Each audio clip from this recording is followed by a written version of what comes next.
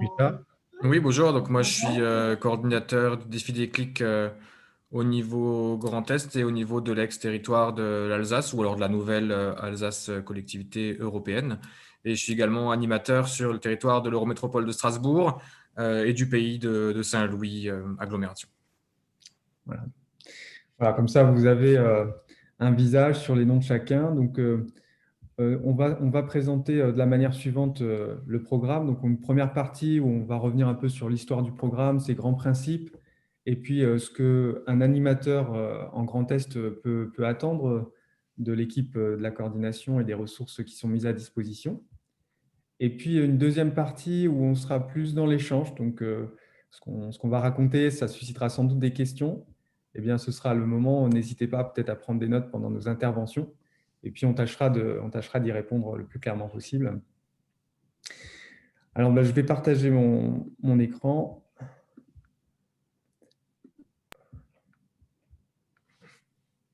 Voilà.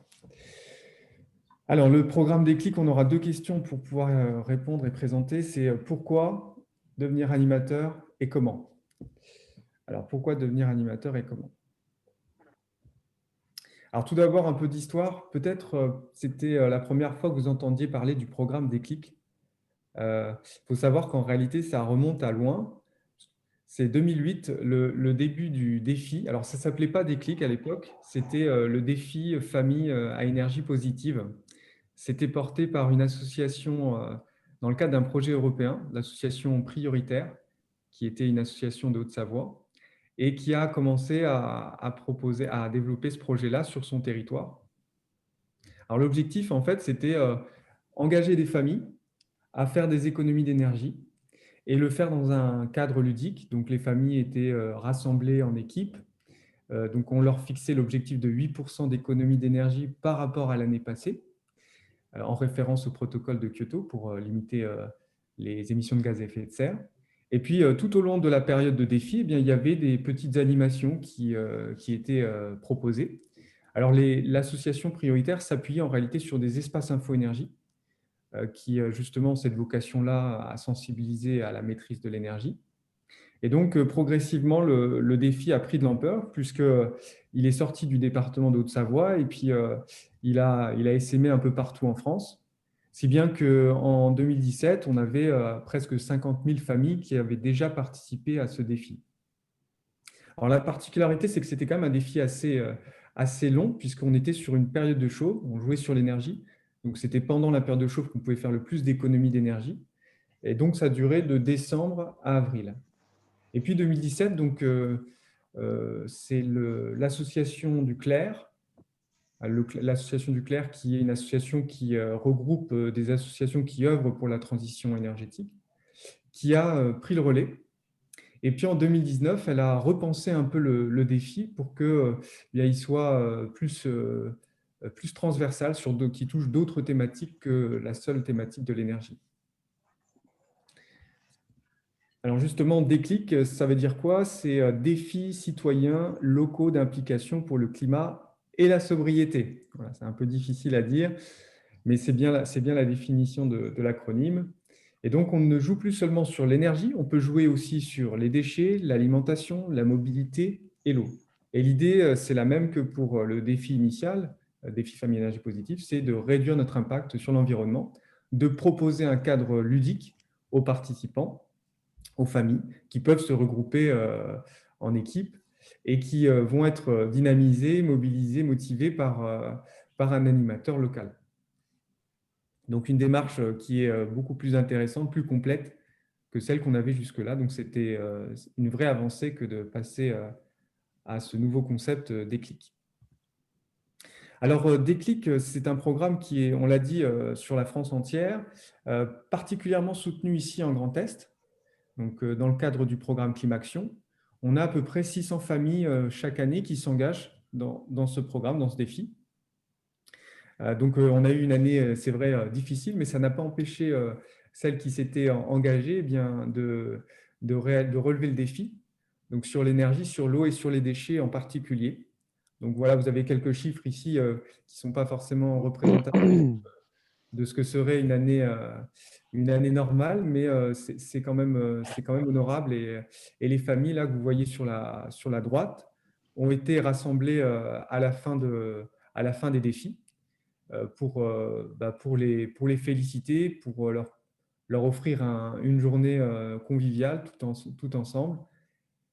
Et il faut savoir que ça permet de faire des économies quand même significatives sans faire de travaux particuliers, puisque simplement en adoptant des éco-gestes, les familles ont réalisé à peu près 180 euros d'économie en moyenne. Richard, à ce stade, est-ce que tu peux peut-être faire un point sur les résultats les années passées? Oui, bah non, mais c'est bien représentatif. En général, comme dit, chaque année, on a dans les 250 000 kilowattheures d'économisés, soit l'équivalent de 6 ou 7 fois le tour de la Terre en voiture, hein, pour l'équivalence en CO2. On a dans les 600, au plus faible, 600 mètres cubes d'eau d'économisés, ça peut aller jusqu'à 1500. Donc là, c'est une assez grosse fourchette, hein, 1500 mètres cubes d'eau économisés. Si je me rappelle bien, c'est 35 000 douches qui ont été prises à la place de bains. Donc, et après, en déchets, donc 17%, 50 kg en moins par personne, par personne, c'est ça, et par an. Donc, qui sont des valeurs qui sont quand même assez énormes, hein, si on les compare maintenant à d'autres postes de travail, comme les conseils d'énergie partagés, ou même une rénovation d'un bâtiment public ou d'un bâtiment privé, hein.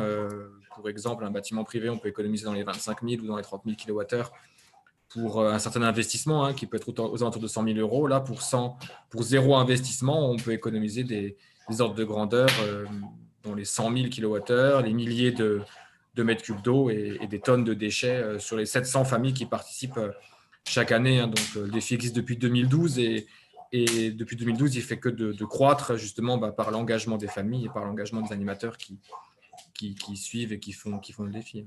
Pour résumer, les trois chiffres, hein, 250 000 kWh par an, environ 1000 mètres cubes d'eau par an et environ 50 kg par personne et par an d'économie de déchets. C'est ce que tu avais mis dans ton PowerPoint. Merci Richard. À votre service. Alors, hop. Donc là, je vais vous partager une vidéo, un petit clip, hein, qui justement donne la parole à des familles qui ont eu le plaisir de participer au défi. Alors, les vidéos qu'on va vous montrer, elles étaient en lien, hein, dans le mail, mais peut-être tous ne les ont pas vues.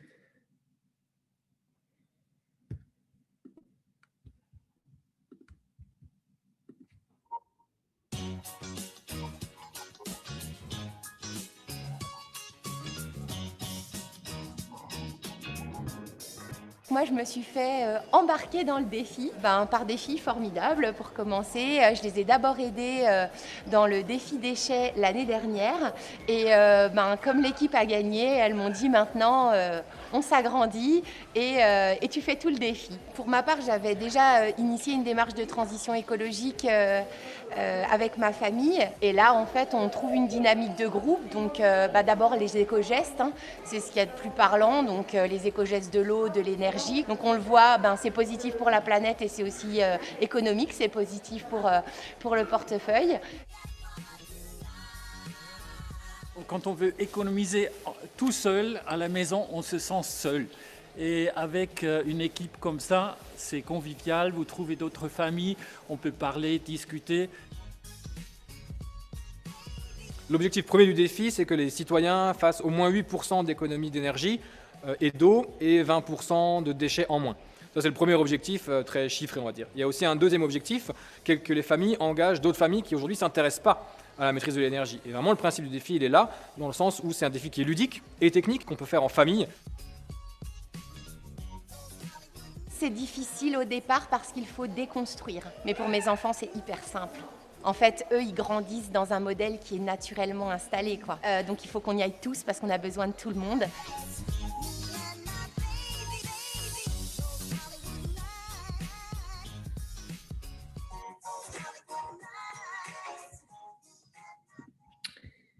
Voilà, donc c'était intéressant de voir justement quelques avis de famille. Vous voyez, ce qui ressort des témoignages, et ce n'est pas que cela, hein, c'est des témoignages en général, c'est justement la dimension sociale aussi qu'on a dans ce programme-là. C'est qu'on n'est pas tout seul dans son coin à faire des économies d'eau, d'énergie, à réduire son impact pour les déchets. C'est quelque chose qui se fait en groupe avec d'autres. C'est quelque chose qui permet aussi des échanges justement les uns avec les autres. Et puis on essaye, nous, en tant que coordinateur, en appui des animateurs, justement, d'y amener du ludique dans tout ça. Voilà. Il faut que ce soit un plaisir. Alors, je vous repartage mon écran.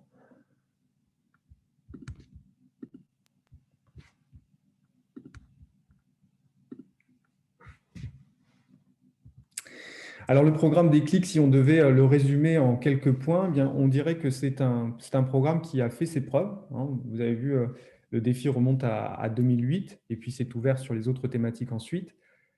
Il est soutenu financièrement par la région et l'ADEME, et ça, c'est vraiment un privilège qu'on a, on va dire, dans notre région, parce que ce n'est pas le cas dans toutes les régions. Et ce soutien-là, justement, va permettre notamment l'exploitation du site gratuitement pour les territoires. Donc, tout animateur qui souhaiterait se lancer, un territoire ou bien un établissement, une entreprise, hein, qui veut aussi sensibiliser ses salariés, eh bien, pourrait le faire et utiliser gratuitement les outils qui sont à sa disposition. Ça va permettre aussi de mesurer l'impact de ces actions de sensibilisation. Et là, c'est sans doute un des points les plus mobilisateurs pour ceux qui se lancent, les plus convaincants, parce qu'on a tous des actions de sensibilisation. Alors, on sait combien de personnes y ont participé, mais on ne sait pas toujours quel est l'impact derrière. Voilà. Quelles sont les retombées?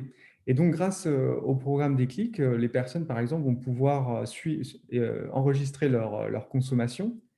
Et grâce à ça, on a une évolution, justement. On voit ce qui s'est passé, on voit quel impact on a eu grâce aux éco-gestes que l'on a proposés, qui ont été adoptés par les participants. Donc, c'est vraiment ça l'idée aussi à retenir, c'est que ça permet de mesurer l'impact de ces actions de sensibilisation. On l'a dit, c'est créer de la convivialité, c'est de poser un cadre ludique. Et donc, la région Grand Est, justement, a mis en place une équipe, donc nous trois, pour pouvoir accompagner les animateurs qui souhaiteraient lancer ce programme-là sur leur territoire. Et donc, c'est aussi une grande adaptabilité du programme aux actions de sensibilisation déjà en place. Parce qu'effectivement, les animateurs n'ont pas forcément attendu le programme pour pouvoir sensibiliser leurs habitants. Donc, ça peut être une source d'inquiétude en se disant « mince, est-ce que je me lance parce que j'ai déjà ça moi à côté ?» Mais en réalité, ça peut s'inscrire dans ce qui existe déjà. Et c'est très souple comme programme, on peut tout à fait l'adapter. Alors, les différents acteurs, vous commencez à les identifier. Donc, Leclerc, c'est l'association qui a développé le concept et qui notamment assure la maintenance du site. Climaction, donc c'est le soutien de la région et de l'ADEME, donc pour les ressources qui sont mises à votre disposition. Et puis, on a aussi donc les trois structures, nos trois associations qui sont donc missionnées pour pouvoir mettre en place le défi, mais pas que. Alors, en fait, les moyens et les outils qui sont à disposition des animateurs. Donc, on a parlé des coordinateurs. Quel est notre rôle précisément? Eh bien, en fait, si vous vous lancez, vous n'êtes pas livré à vous-même, on vous propose une formation. Vous aurez une formation. Alors, il y a plusieurs modules de formation pour aller de plus en plus loin. Mais l'idée, c'est de savoir, par exemple, comment mobiliser. La phase de recrutement, elle est quand même essentielle pour engager dans le programme et puis que ce soit une réussite. Donc, les coordinateurs sont là pour animer les formations. On a un site internet qui va être mis à disposition donc gratuitement, on l'a dit, et ça va vous permettre de suivre en fait la progression de vos familles, de vos participants. Donc, en fait, chaque participant, il s'inscrit, il enregistre ses relevés, donc ça dépend de la thématique sur laquelle il joue, et vous aurez un tableau de bord qui vous dira, voilà, la famille ou l'équipe Intel a fait tant d'économies sur le poste énergie, tant d'économies sur le poste eau s'il joue sur le poste eau aussi, et ainsi de suite. Des ressources qui sont à disposition. Alors justement, sur le site internet, quand une famille s'inscrit, elle a accès tout de suite à des ressources numériques, donc des guides.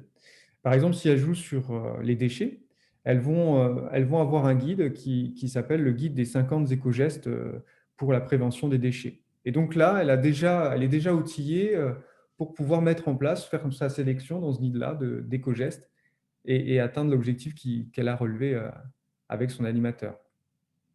Et puis enfin, sur le dispositif Climaction aussi, va organiser avec les coordinateurs justement un événement final, donc qui va rassembler dans la région toutes les familles qui ont participé au défi, quels que soient les défis. Voilà. Et donc, c'est un des moments les plus marquants, on va dire, de ce programme, puisque à ce moment-là, en général, c'est des journées qui sont conviviales, où on propose des animations, où les familles vont avoir un temps d'échange entre elles. Et donc, ça va être aussi le moment de faire le point, puis le moment aussi de remobiliser peut-être pour l'année suivante. Elles ont participé sur une thématique, eh bien, l'énergie, demain, elles voudront faire les déchets ou inversement, et ainsi de suite. L'idée, c'est vraiment qu'on refasse le plein de bonne volonté et de motivation à ce moment-là. Et ça, c'est un événement qui est aussi offert par la région Grand Est et l'ADEME aux familles avec les animateurs. Alors, on parle des animateurs maintenant, donc pareil, je vais vous montrer un petit clip.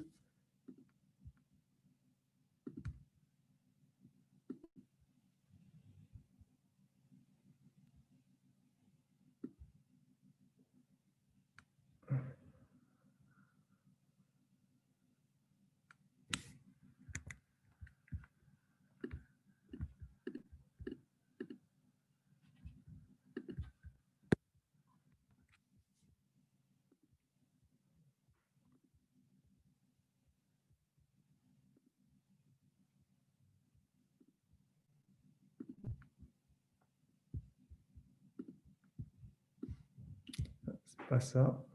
Je vous demande juste une minute. Excusez-moi.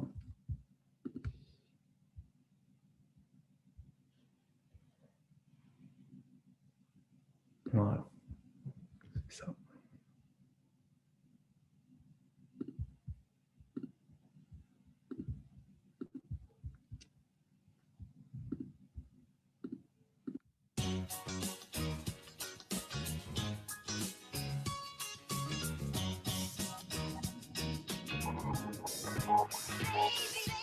Un animateur peut être un espace info-énergie, un conseiller SAR, ça peut également être quelqu'un dans un syndicat de déchets. Enfin, tout le monde peut être animateur dans le sens où il a envie d'avoir une équipe dans le cadre du projet et les motiver à faire des économies d'énergie, d'eau, de déchets et de déplacement. Très concrètement, les animateurs, en fait, ils vont organiser des rencontres, ils vont donner des conseils aux familles pour qu'elles puissent les appliquer chez elles.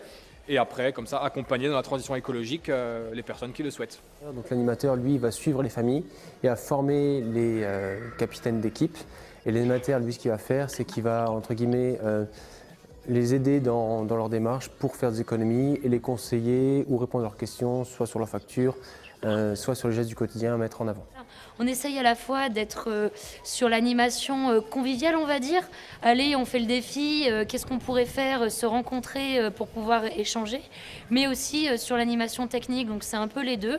Ça ne demande pas non plus d'y travailler tous les jours, 7 heures par jour. Hein. C'est pas une grosse charge de travail. Alors du coup, les outils dont disposent les familles, c'est déjà une première chose, c'est un guide de 100 éco-gestes qui leur sont fournis dès qu'elles s'inscrivent sur la plateforme. Et c'est des idées d'actions à mettre en place au quotidien pour faire des économies.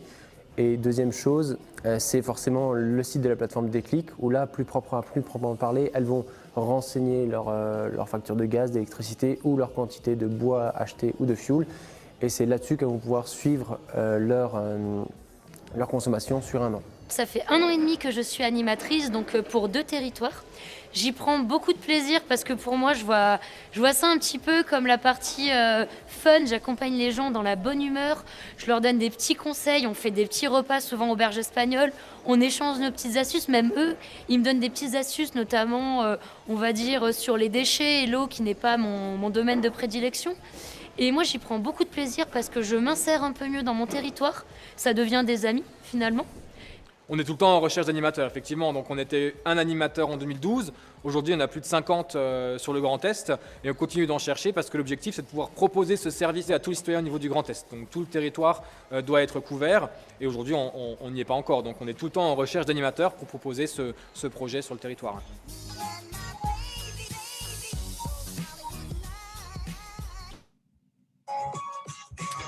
Donc voilà pour le rôle d'un animateur, c'est très concret.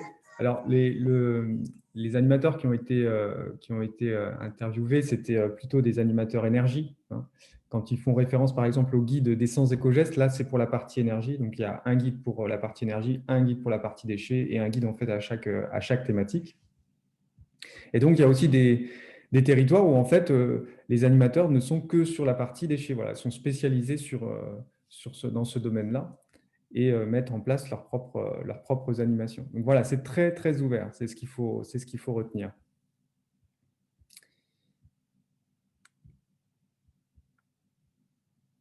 Alors, bonjour. Y a-t-il déjà des animateurs déclic sur le territoire Alsace du Nord, Plaine du Rhin?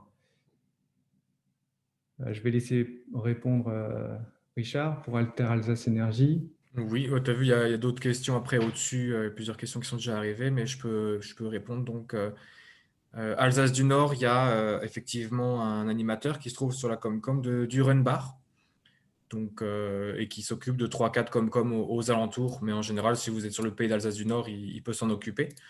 Après, en fonction de votre territoire, Delta de la Sauer, je pense que vous êtes concerné par cet animateur. Ouais. Donc, vous pourrez rentrer en contact avec lui. C'est un nouveau qui vient d'arriver. C'était Aurélien juste avant. Mais en tout cas, oui, il existe quelqu'un avec qui on peut travailler en collaboration. D'accord. Je vais trouver le contact, j'ai mon document pas loin. Ouais, ok. Alors après, l'autre question, c'est les familles engagées se répartissent comment dans les thématiques?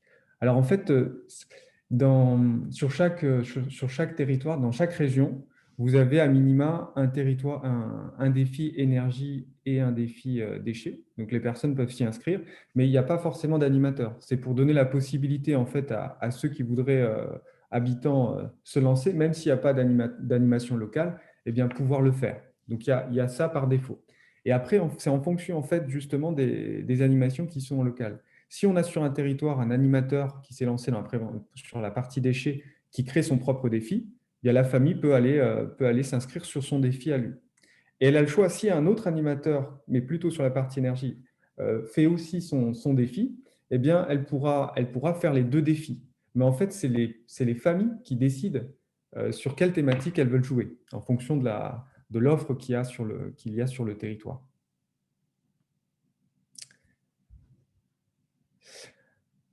Alors, même question sur le territoire 57. Alors, il y a déjà des animateurs. Alors, il y a des discussions actuellement justement pour l'animation sur certains territoires de Moselle. Mais pour le moment, c'est pas encore officiel. Donc, voilà, j'ai pas de nom à vous donner mais ce que je fais, si vous voulez, c'est que dès qu'on aboutit, et ça devrait justement être le cas, je pense, dans les 15 prochains jours, je pourrais vous adresser le contact. Alors, je vous propose qu'on avance sur la suite.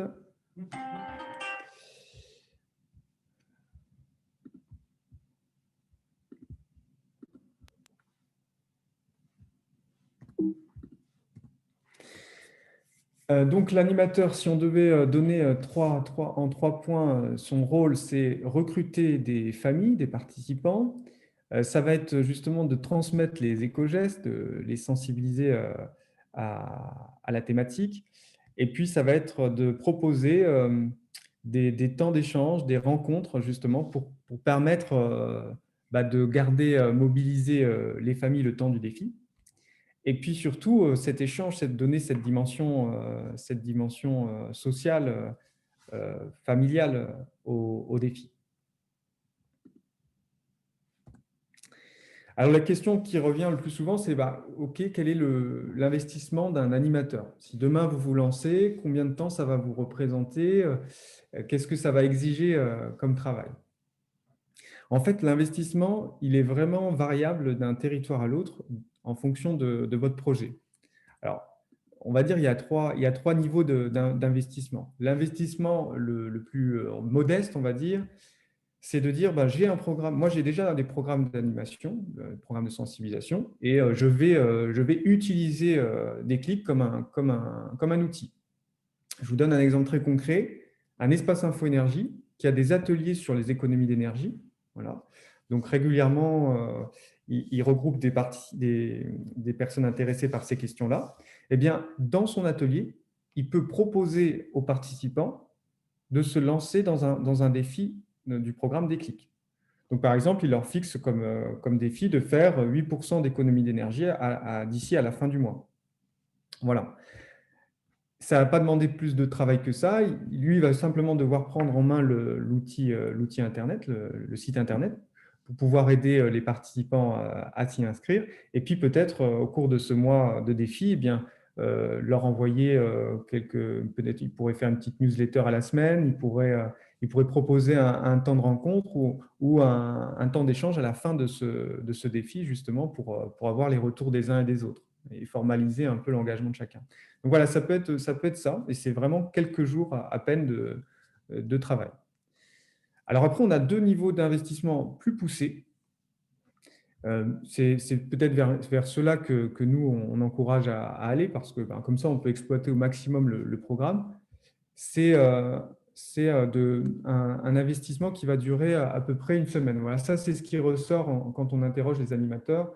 Il leur a fallu 7 jours complets en tout et pour tout sur l'année pour pouvoir mener à bien leur défi. Alors là, je vais laisser la parole à Léna d'Alter Alsace, de l'Agence locale de l'énergie et du climat des Ardennes, pour vous donner justement un petit retour, quelques précisions sur ce qui est fait en Champagne-Ardenne à ce niveau-là. Oui, merci Charlie. Du coup, oui, sur l'investissement un peu moyen, on va dire, sur le défi, on part à peu près sur une semaine de travail. Pour exemple, en fait, je vais prendre celui de Valodea, qui est un syndicat de traitement de déchets ardennais. Donc, ils interviennent sur tout le département pour le traitement des déchets, et ils ont aussi des missions d'animation et de sensibilisation donc au niveau du grand public. Donc, c'est déjà des choses qu'ils connaissent, c'est un sujet qu'ils pratiquent souvent. Donc en fait, l'idée, ça a été de se servir de Déclic pour valoriser un peu leurs actions de sensibilisation, donc mettre en avant un petit peu ces actions dans un cadre global, et puis de massifier aussi le nombre de gens qui seraient touchés par ces animations. La force de Déclic, là, pour le coup, c'est que c'est assez facile à mettre en place. Le concept est assez facile à comprendre pour les gens qui s'inscrivent, et comme ça leur demande plus ou moins d'investissement aux participants, ils peuvent juste suivre les animations et essayer de faire quelques efforts comme ça, plutôt pour comprendre un peu ce qui se passe. Et puis ils peuvent aussi s'investir beaucoup et donc faire beaucoup d'éco-gestes déjà chez eux, et puis faire beaucoup de com pour le défi par ailleurs, pour aller recruter des gens autour. Donc là, l'outil Déclic, il a vraiment été utilisé pour ça. Il y avait déjà des animations qui étaient faites sur le territoire classiquement dans leur programme d'animation, donc à Valodea. Et donc là, l'idée, ça a été de ne pas forcément en rajouter beaucoup, pour pas s'ajouter beaucoup de travail en organisation d'animation, mais plutôt d'en faire quelques-unes spécifiques à Déclic pour vraiment expliquer le principe du défi et plutôt échanger avec les participants à Déclic localement. Et après, d'inviter ces participants Déclic aux événements qui étaient déjà assurés par Valodea dans l'année, qui étaient déjà prévus dans le calendrier d'animation. Et puis après, en autres moyens qui peuvent être mis à disposition, c'est des petits kits, donc du matériel, un petit peu d'aide au suivi. Donc là, en l'occurrence, il y avait un guide qui avait été préparé sur comment traiter ces déchets en fait localement, donc un petit mémo-tri pour savoir dans quelle poubelle mettre tel ou tel déchet. Plein de petits outils en fait, qui permettaient aux familles de s'intéresser au sujet, de les aider un petit peu dans l'avancement de leurs défis, et puis de rendre ça un peu sympa. Donc du coup, voilà, en gros, ils sont partis de la base existante qu'ils avaient d'animation et de matériel, leur réseau, pour utiliser Déclic pour renforcer un peu tout ça et aller chercher des gens et leur permettre de s'impliquer un peu plus dans la prévention et dans la réduction de leurs déchets. Du coup, voilà, je pense que c'est déjà pas trop mal pour, pour parler de l'exemple, on pourrait aller beaucoup plus loin, mais c'est pas le Oui, merci, moment. merci Léna. Donc ça, c'est le niveau, on va dire, d'investissement. Ils étaient plutôt sur un niveau d'investissement moyen par rapport à la durée moyenne d'un engagement pour un animateur. C'est plutôt ça, Léna? L'idée, c'est ça, oui, parce que du coup, comme ils prennent quand même comme base ce qui était déjà prêt dans leurs animations, par exemple, ils n'ont pas eu à passer beaucoup de temps à créer des nouvelles animations, quoi. Il n'y a pas de création d'une formation ou d'un atelier de A à Z. Ils prennent ce qu'ils connaissent déjà, mais ils passent un petit peu de temps pour les animer sur place, quoi. Donc c'est un petit compromis entre les deux. Ok, ça marche. Et c'est ce qui fait que ça marche aussi bien avec Déclic, c'est que on peut adapter vraiment le niveau d'implication et puis le temps à y passer, quoi. On peut créer de nouvelles choses, mais on n'est pas obligé de le faire. D'accord. Ok, merci Léna. Alors ça, c'était pour le niveau d'investissement moyen. Après, on peut aller sur un niveau d'investissement un peu plus élevé encore, donc qui peut représenter là, plus d'une dizaine de jours. Ça va être le cas, par exemple, si un territoire souhaite justement aborder plusieurs thématiques, mobilise plusieurs agents sur ces thématiques-là. Et justement, dans cet objectif, on va avoir une vraie cohérence puisqu'on met tout dans un même programme, le programme Déclic. Alors, je vais laisser maintenant la parole à Richard. Tu peux donner quelques retours d'expérience justement sur les territoires alsaciens. Oui, je peux parler de différents retours d'expérience. Nous, on a commencé en 2012 avec 70 familles. Aujourd'hui, il y en a à peu près 400. Et je pense qu'on a la plus grosse équipe de France. On a une équipe qui a 70 familles et qui, paradoxalement, est l'équipe qui demande le moins de travail. Parce que justement, à ce niveau-là, donc il y a une ou deux personnes dans cette équipe qui ont décidé de faire capitaine, vraiment très engagés. Et finalement, c'est eux qui vont organiser les rencontres, qui vont aider les personnes à faire des relevés de compteurs, qui vont distribuer les outils. Donc moi, j'ai en relation une seule ou deux personnes au maximum qui participent après aux différents événements, qui invitent aussi leur famille aux différents événements.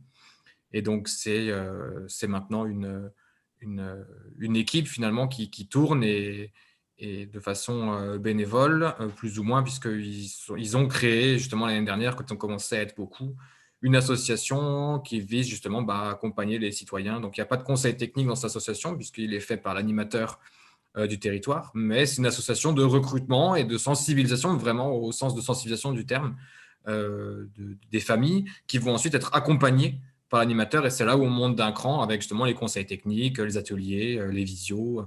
On crée aussi des jeux pour ces gens-là, en ligne ou pas en ligne, et après tout va se diffuser.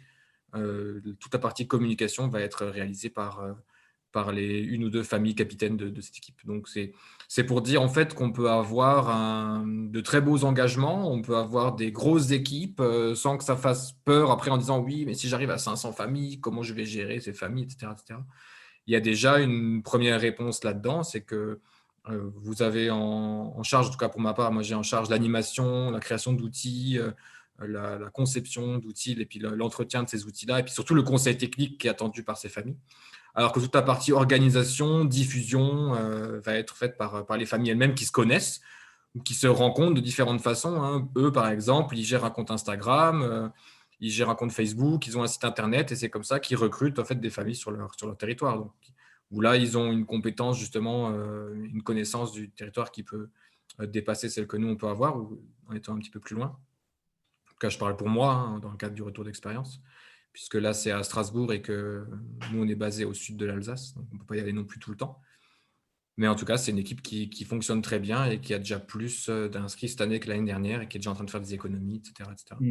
Et qui participe autant à l'énergie qu'aux déchets. C'est-à-dire qu'il y a 90% des familles qui participent à l'énergie, il y a 90% des familles qui participent aux déchets. C'est intéressant ce que tu dis parce que là, du coup, on a toute la pyramide, on va dire, de l'animation. En gros, il y a les familles qui vont se constituer en équipe.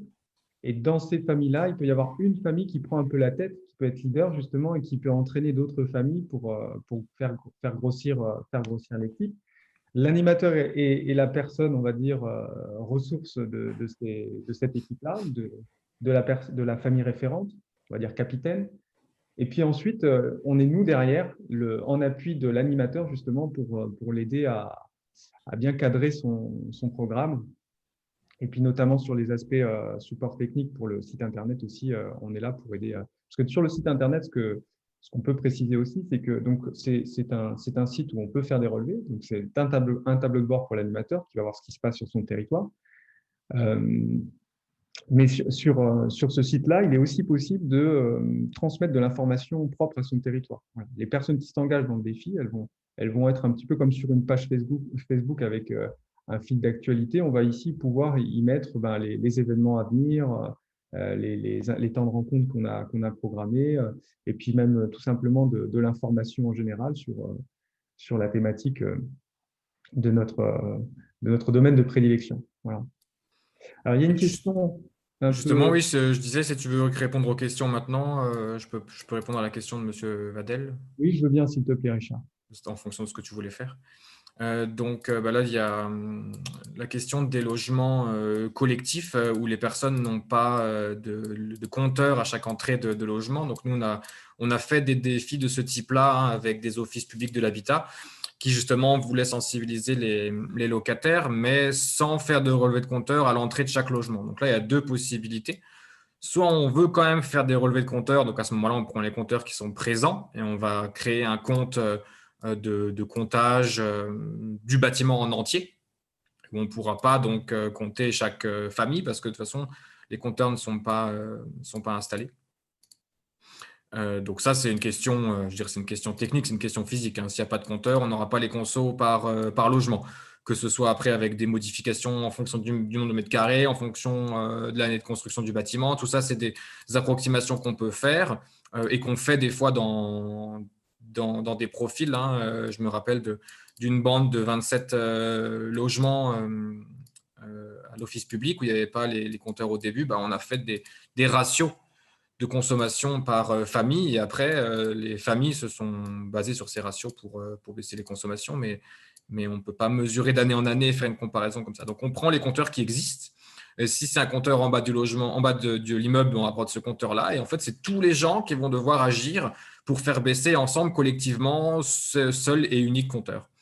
Et donc ça, on l'a fait 2-3 fois, ça a très bien marché. Et l'exemple que je disais tout à l'heure, ils ont gagné 2 années d'affilée. Donc ça veut dire qu'ils ont réussi à faire la première année 30%, la deuxième année 15% d'économie d'énergie sur les estimations qui avaient été faites au début, que moi-même, j'avais déjà rendu plus pessimiste encore. Donc, ils ont vraiment très, très bien géré. Hein. Donc, c'est tout à fait possible de faire une animation de ce type-là.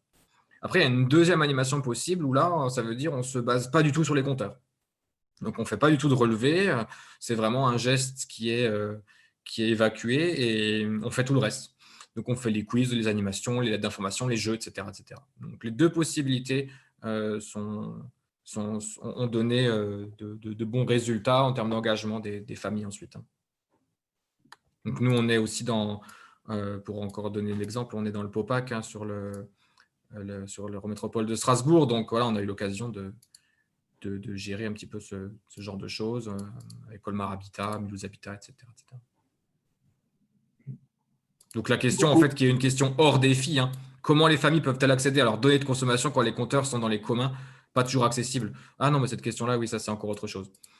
Moi, j'étais parti sur des familles qui n'avaient pas du tout de compteurs. Mais quand les familles, elles sont sur des compteurs communs dans le couloir, par exemple, c'est souvent que l'office public va faire des relevés, où on se met d'accord avec l'office public d'aller faire des relevés. Puis si c'est des copropriétaires, on s'arrange pour que les personnes aient les clés et qu'ils puissent aller faire des relevés. Comme disait Charlie tout à l'heure, tout dépend du niveau d'engagement. Hein. C'est pareil en Alsace, encore une fois, pour continuer de parler de l'Alsace, très cher Charlie. Ça fait 3 ans d'affilée qu'on a la personne qui fait le plus de relevés de compteurs en France.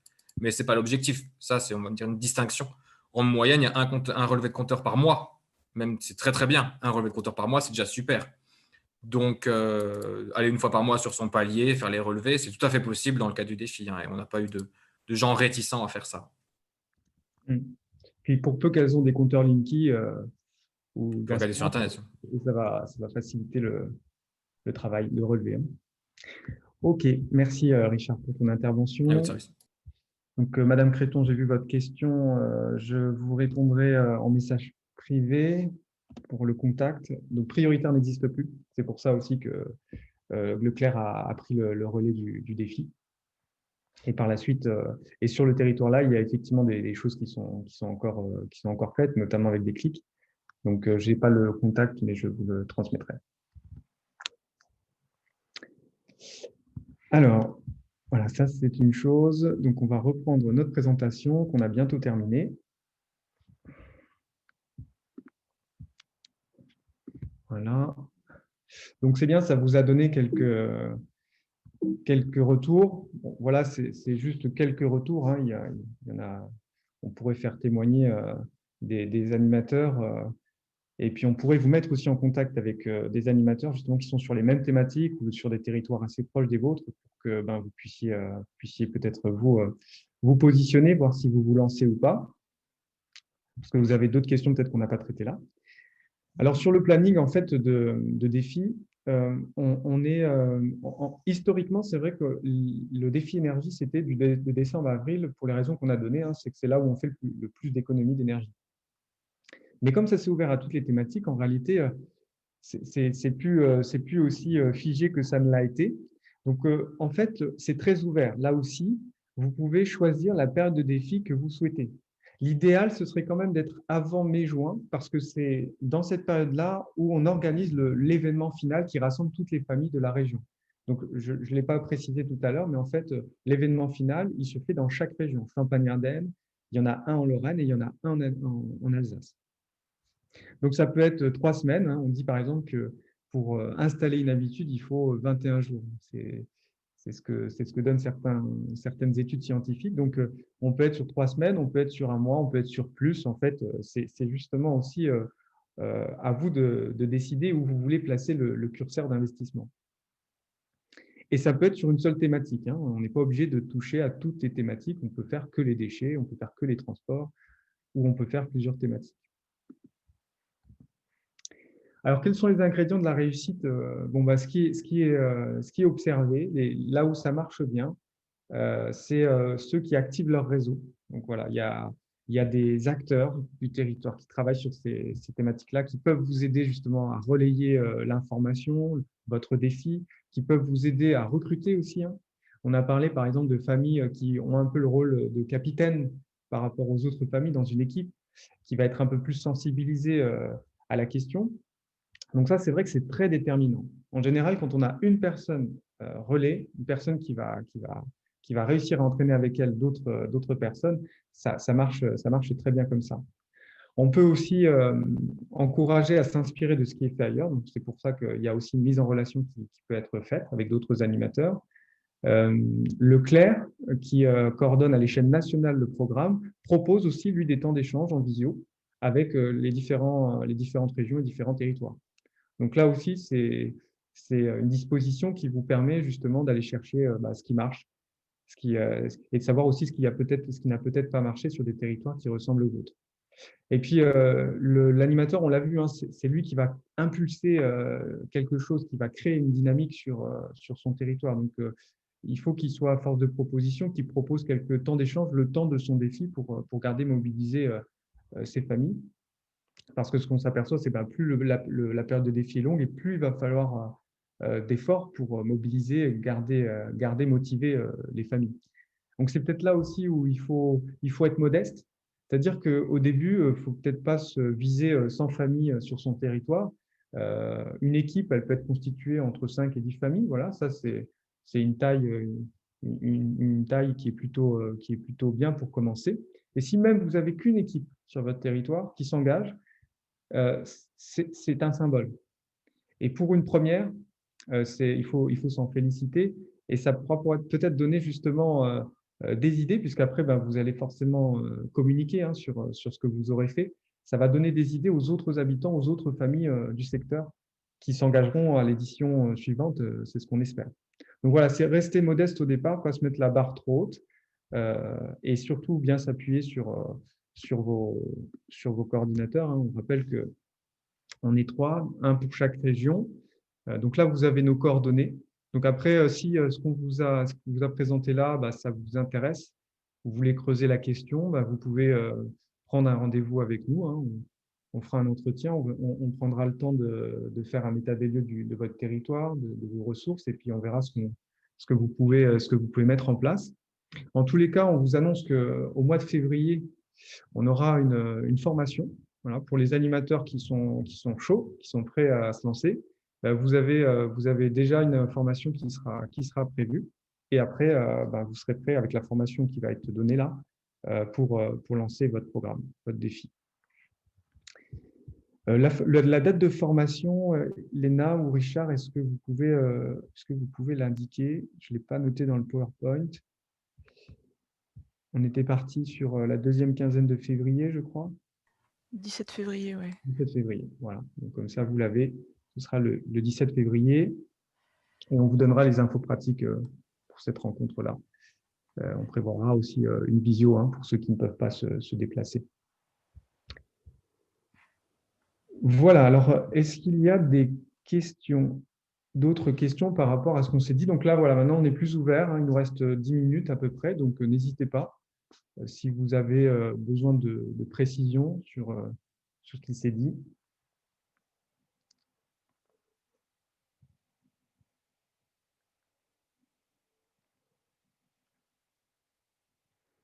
Bon. Si ça a été clair pour vous, tant mieux. J'espère en tout cas que ça vous a motivé plutôt que refroidi par rapport à tout ce qu'on vous a présenté. Il y a beaucoup de choses, beaucoup d'informations à digérer, hein, c'est vrai. Il y a 2-3 questions qui arrivent si tu veux. Alors, y a-t-il des maisons de la nature impliquées dans le projet? Moi, pour la Lorraine, non, je n'en ai pas connaissance. Nous, en Alsace, on est en train de lancer justement avec les maisons de la nature un projet comme celui-ci. Donc, j'ai informé le réseau que le projet se lançait et donc il pourrait y avoir des ateliers dans des maisons de la nature justement qui parlent de ça. On sait déjà un petit peu le cas sur le site de Bussière à Strasbourg où on a une équipe pédagogique qui intervient dans la maison de la nature pour parler énergie et parler de ce projet-là justement. Donc, c'est un système, c'est une méthode qui existe, hein, donc on la monte au cas par cas avec les personnes. Donc, si vous voulez le faire, vous prenez contact avec moi. Et puis, déjà, vous pourrez venir le 17 février, puisqu'on aura les informations qui seront communes à tout le monde. Et après, le 17 février, on aura un tête-à-tête avec chacune des personnes intéressées et on monte le projet comme ça. Parce que si vous voulez, là, on est aussi sur le début d'un déroulement qui est en plusieurs étapes. Hein, donc, ça se passera comme ça le 17 février. Ensuite, tête-à-tête avec les personnes intéressées et après lancement du projet en réel où le coordinateur vous accompagne sur votre territoire. Donc, si vous êtes intéressé, vous pouvez m'écrire un mail et puis on rentrera dans ce processus pour vous aider à recruter, vous aider à animer, etc. Merci, Richard. Au service. Une autre question, comment le défi Déclic s'est-il adapté au contexte sanitaire actuel, notamment au niveau des animations? C'est une très bonne question. Alors, je vais répondre pour la Lorraine, et puis après, si mes collègues veulent compléter. Donc, j'ai 2 exemples en tête, là, qui me viennent. C'est le territoire, c'est la communauté de communes de Moselle et Madon, qui, elle, en fait, a commencé son recrutement courant décembre. Voilà. Et puis, au 15 décembre, elle a rassemblé tous ses participants en visio. Et ça n'a pas posé trop de problèmes. En fait, la plupart de ses participants ont réussi à se connecter. Donc, elle avait quand même pris soin de bien expliquer comment se connecter. Donc, elle a utilisé l'outil Zoom. Donc, elle a fait sa présentation comme elle l'aurait fait en temps normal, en présentiel. Et puis, après, elle a divisé les familles, parce qu'il n'y avait pas d'équipe constituée, en petits groupes. Elle a proposé en fait elle-même de répartir dans des groupes les familles pour qu'elles puissent former des équipes. Et donc, ces familles-là, après, elles ont trouvé dans leur groupe un capitaine d'équipe qui a eu le rôle de créer un petit peu le lien, de faire un groupe WhatsApp notamment pour garder la possibilité de faire des échanges jusqu'à la prochaine rencontre. Donc ça a bien marché. Ce qui était bien aussi, c'est que elle a proposé d'autres animations entre-temps d'ici à sa prochaine rencontre en visio pour le moment. Et c'était notamment la participation à un escape game qui avait été organisé par Alter Alsace Énergie. Donc voilà, tout du distanciel, mais garder quand même la possibilité de faire du contact entre les gens. Elle n'a pas voulu faire quelque chose de descendant, mais elle a voulu qu'à un moment donné, il y ait un temps d'échange. Et vous savez, avec Zoom, par exemple, on peut vous diviser en salles. Donc, vous pouvez faire une première partie comme ça. Et puis, à la fin, par exemple, on peut décider de répartir les personnes dans les salles. Et c'est nous qui choisissons d'ailleurs dans quelle salle on les répartit. Ce qui fait qu'il peut y avoir des petits groupes qui ont des temps d'échange via un outil comme Zoom. Voilà. Bon, il existe d'autres outils. Moi, c'est celui que j'utilise, Zoom.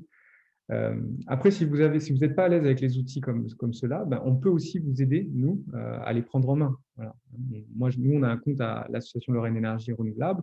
Même si vous n'en avez pas, on peut vous mettre à disposition notre compte. Voilà, si vous n'utilisez pas 24 heures sur 24 le compte, on pourra le faire, bien sûr, avec plaisir. Et puis, un deuxième territoire où là, en fait, arrivé à l'échéance, au début du défi, il n'y avait pas assez d'inscrits. Et donc, le choix a plutôt été fait de reporter le défi, de reporter la date de début, de se laisser le temps de recruter assez de familles pour lancer quelque chose et lancer quelque chose avec, pareil, le même modèle que sur Moselle et Madon, c'est-à-dire faire des visios en attendant de pouvoir reprendre le présentiel. Voilà pour la Lorraine. Et puis pour dire de façon générale, c'est possible. C'est-à-dire qu'on l'a vu quand le confinement est arrivé, nous on a remis à jour tous nos outils avec les 3 coordinateurs. On a remis à jour la façon d'animer et finalement, comme Charlie l'a présenté, on a eu des résultats chiffrés et des résultats d'engagement. Parce qu'à l'événement final, on a aussi présenté 3 projets citoyens qui ont été construits durant le confinement, donc des panneaux solaires, des jardins partagés, etc. Donc, le contexte sanitaire actuel, là, il ne change en rien l'engagement des personnes et les résultats qu'on peut avoir dans le cadre de ce projet. Après, il y avait 2 autres questions. La première sur les services civiques, où là, j'ai justement aussi un exemple à donner de 2 échecs de projets avec des services civiques sur des collectivités justement qui avaient nommé un animateur pour faire le défi Famille Énergie Positive à l'époque. Et cet animateur est parti voilà, pour différentes conditions, mais la collectivité souhaitait que le projet continue, donc ils ont mis des services civiques dessus. Et donc, ça a été un échec. Et maintenant, pour reprendre le projet dans cette collectivité, c'est extrêmement difficile. Ça fait 2 ou 3 ans qu'on s'y attelle et c'est seulement cette année que ça commence à reprendre du poil de la bête. Et j'ai eu un deuxième cas aussi pour une autre collectivité où là, ils sont partis tout de suite sur des services civiques qui n'ont pas fait d'animation, qui transfèrent des informations qui n'étaient pas adéquates. Parce qu'il n'y avait pas de vérification, qu'il n'y avait pas d'accompagnement. Et donc, sur cette collectivité, depuis 2012, on n'a pas réussi à relancer un seul défi. Parce que les citoyens, en fait, quand vous faites un projet comme ça, les citoyens entendent parler. Et quand ils le revoient après une deuxième fois, surtout les citoyens et puis surtout les élus en question, quand il y a eu un projet qui était un échec, ils n'ont pas envie de remettre du temps et de l'argent pour repartir sur un échec. Donc, c'était 2 mauvaises expériences. De travail plus ou moins dissimulé.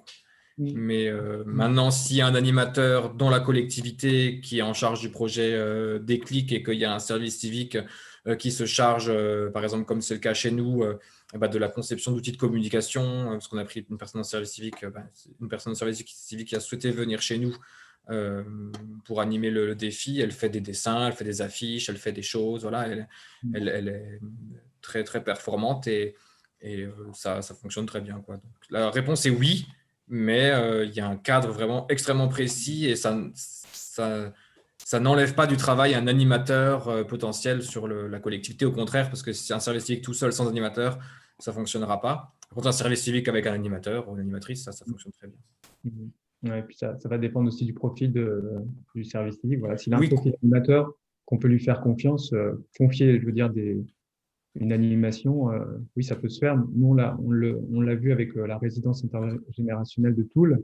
Donc, c'est l'association Habitat Humanisme qui recrute aussi des services civiques régulièrement.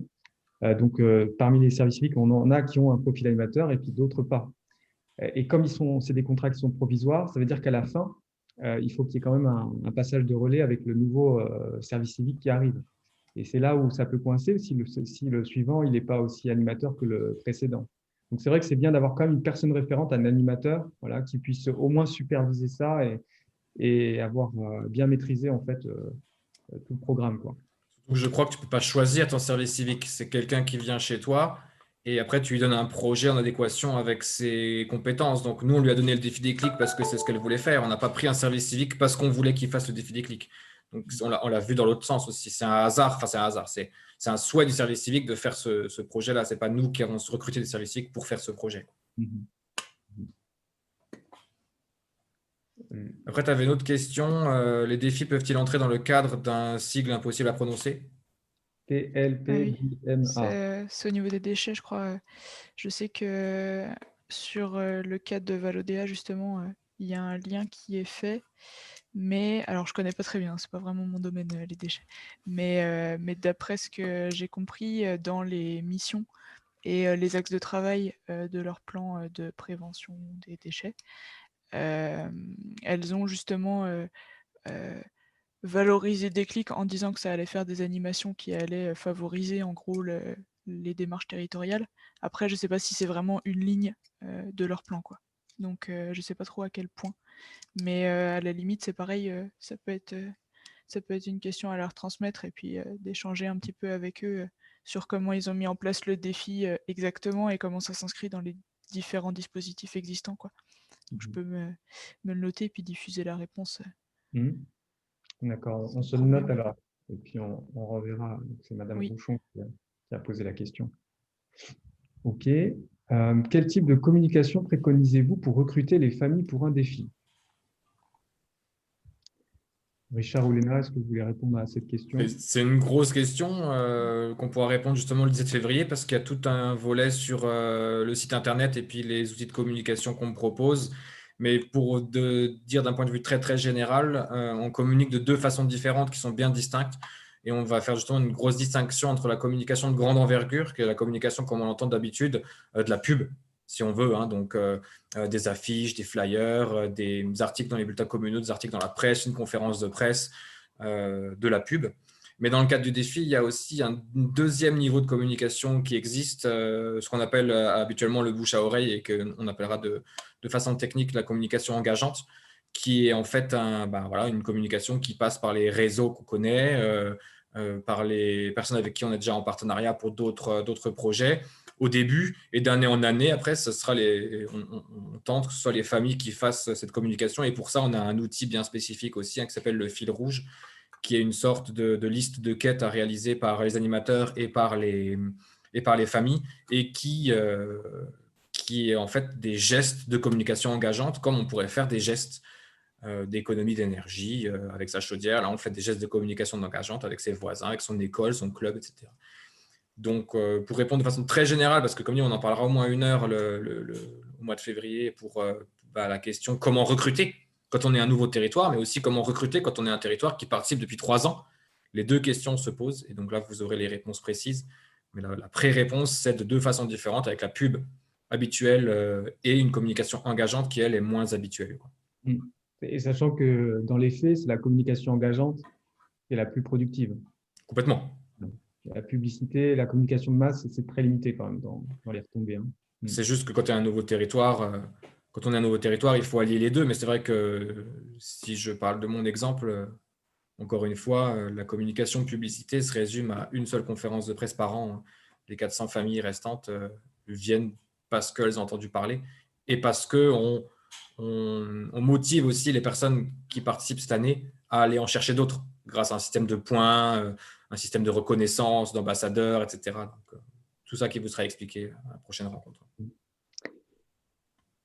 Bon, je vois qu'on a fait le tour des questions qui ont été posées. Il est 11h34. Voilà, on ne va pas vous prendre plus de temps. En tout cas, on vous donne rendez-vous le 17 février. N'hésitez pas à vous inscrire auprès de votre coordinateur pour la formation, si ça vous a intéressé, si vous voulez aller plus loin.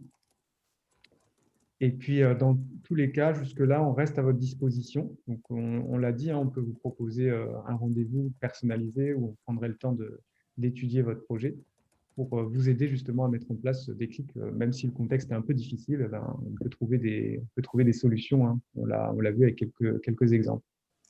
Voilà. Merci Léna, merci Richard, et puis merci à tous d'avoir répondu à cette invitation. On vous souhaite une très belle journée, une bonne semaine. Et puis, on vous dit à bientôt. Alors, le support de présentation, il vous sera envoyé, hein, à tous ceux qui se sont inscrits et ceux qui n'ont pas pu être là aussi, qui ont souhaité le replay, vous l'aurez. Et puis, on vous donnera le diaporama avec. Voilà. Bonne journée, au revoir. Bonne journée à tous. Merci à tous. Merci beaucoup. Au revoir. Au revoir. Oh, merci.